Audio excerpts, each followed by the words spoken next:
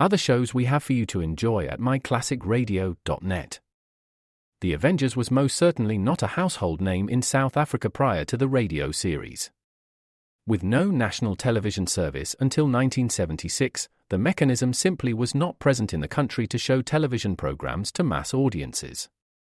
While many other countries reveled in the filmed adventures of John Steed and company, South Africa was not equipped to join in the fun. The series took Britain by storm and made a major impression in the American markets, being that greatest of rarities, a British series given a network transmission slot. However, as a filmed series, rather than a videotaped one, The Avengers was able to gain a modicum of exposure in South Africa through film rentals. Come and listen at myclassicradio.net.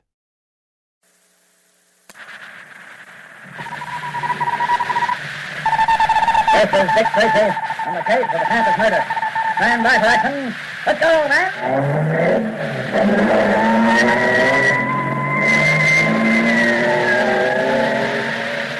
Yes, it's Dick Tracy, protector of law and order. Well, Tracy fans, today is the celebration of Indiana Day. On December 11, 1816, Indiana became the 19th state to join the Union. You know, it's said that less than 300 years ago, French sappers and fur traders were the first white men to enter that region, but it wasn't until about 80 years later that the first permanent settlement was made at Fort Vincennes. And as late as 1811, Indians were still making trouble in the area, but General William Henry Harrison, who later became president, waged war against the unfriendly Indians who followed Tecumseh. He defeated them decisively, if you recall, in the Battle of Tippecanoe. There was practically no trouble after that. But 5 years later, Indiana became a state. 300 years ago, a wilderness, today, the 12th ranking state in population. Yes, 3.5 million people are proud to make their homes in the Hoosier State.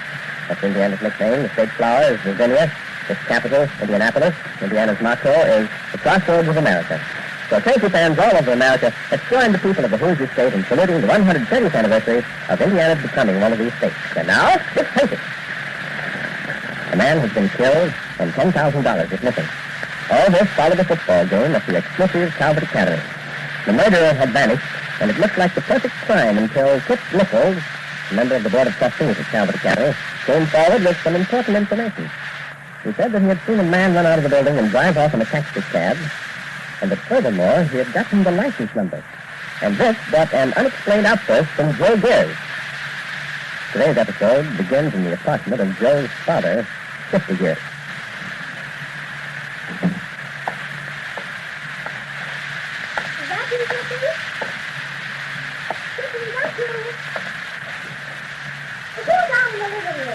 Me, Ellen. Take it easy. Well, my goodness, Uncle Tracy. I didn't hear you, Ellen. I just didn't hear you. I didn't tell you yet if you came in.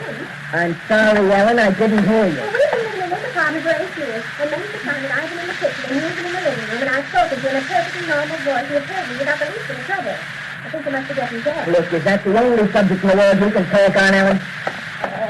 I'm sorry, Sister. I didn't mean to rag you. No, it's all right, Ellen. Forget it. You're worried about something, aren't you, Sister? No, I'm just nervous, that's all. Please don't bother yourself about it. Was it an accident, Sister? Did you run into somebody with a cab? Don't be silly. You know I'm a careful driver. I've never had an accident, and I don't aim to. Why, the cab company's congratulated me several times on my record. I know, but I was just asking. Because there's something pretty heavy on your mind. I tell you, forget it. Sister, we've been married a long time. We've been very close to each other. We've never had any secrets that we didn't share the one with the other. Isn't that right? Yeah, I guess that's right. Then why don't you tell me what's worrying you? For heaven's sake, Ellen, will you stop cross-examining me? I'm sorry, Sister. Was it a good day, Happy? I wouldn't exactly call it my best day. Sister, something hasn't happened to Joe, has it? No. Please tell me, Sister. I've got to know. No, Ellen, Joe is fine. He's just fine, I swear to you. Oh, thank goodness. I thought maybe something had happened to Joe and you're afraid to tell me. Nah, nothing could happen to Joe. That boy of ours is a rugged kid. Imagine him going to Calvert Academy and being so high in his studies in the first 10 in his class. What? And he made the junior high football team. Did you see him playing the game? Sure, I saw him playing the game. But I sat over on the other side of the field. How did he do? Well, how did he do? He won it. That's all. He won it. My, I just wish I could have seen it. He intercepted a pass on his own 38-yard line and then fought all the way up the field for the touchdown that won the game. Did they cheer for him? Sure they did. They knocked themselves out. Oh, my goodness. And did you see Joe after the game?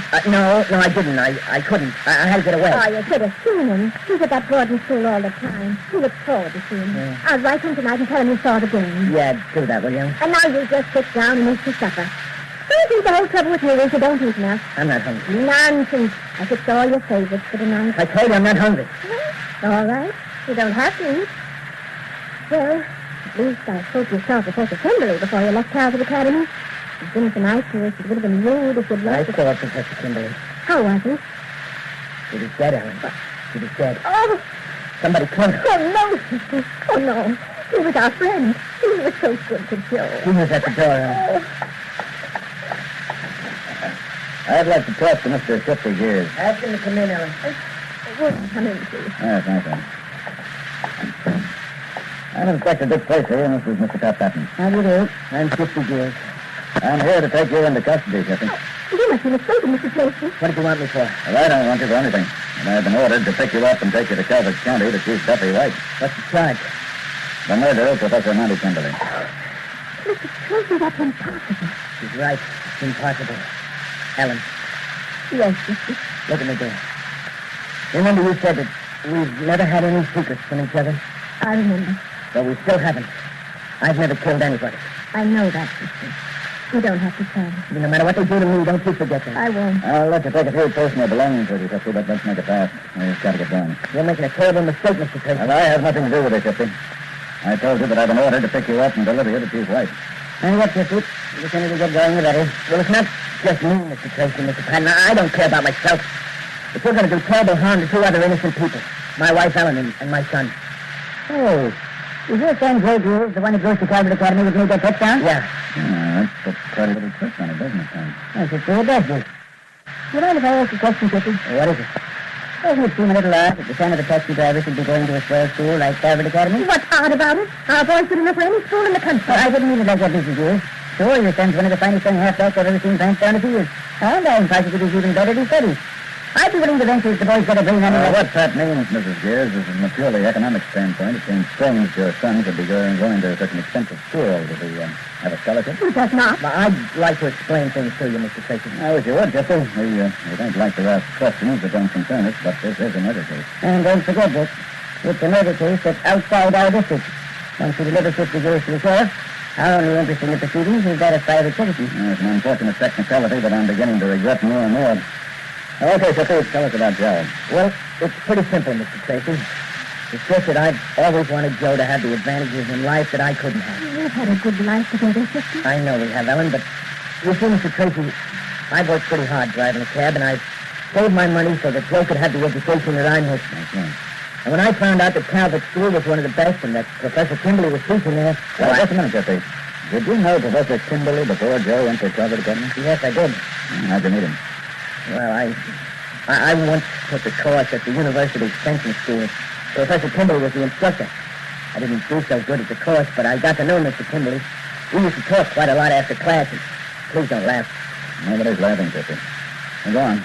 Well, as I say, we used most of our savings, but with Professor Kimberly's help, we got Joe into Calvert. And he's done well there. He's in the top 10 of his class. Of that I have no doubt, ma'am. Jeffrey, I'd like you to tell me what you did on the afternoon that Professor Kimberly was murdered.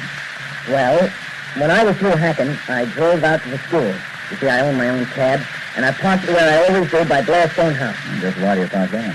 Well, Blairstone House is where Professor Kimberly has his office and his room. I still don't understand why you had to park just there. Well, you see, Mr. Tracy, I'm just a taxi driver.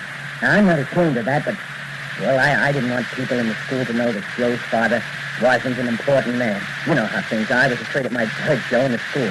I disagree. Well, maybe I was wrong, but that's the way I figured. So you parked your taxi by Blairstone House.